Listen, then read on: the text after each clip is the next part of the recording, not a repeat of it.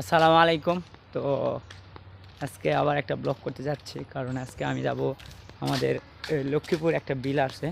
তো সেখানে ডাক নাম হচ্ছে বড় বিল। তো সেখানে যাব। আমার বাবা আগেই ঘাস মারা ওষুধ দিতে চলে গেছে।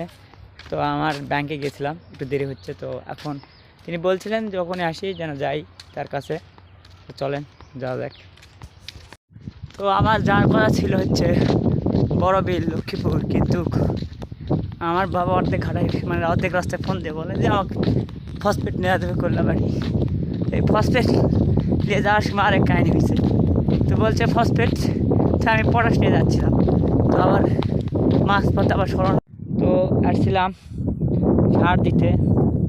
তো আমার আব্বা একটু বললো যে জমিগুলো ঘুরে আসতে, তাই জমিগুলো ঘুরে আসছি।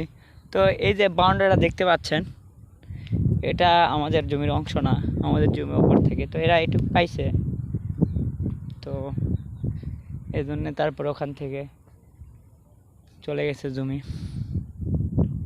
কি দেখেন কি সুন্দর লাগতেছে, সবুজ ফসল। তো আমাদের এই বিলে প্রচুর আবর্জনা হয়। এদের একটা স্তূপ, কৃষকেরা ধান লাগাচ্ছে। তো এবারটা জানি না আল্লাহর রহমতে ফলন কেমন হবে।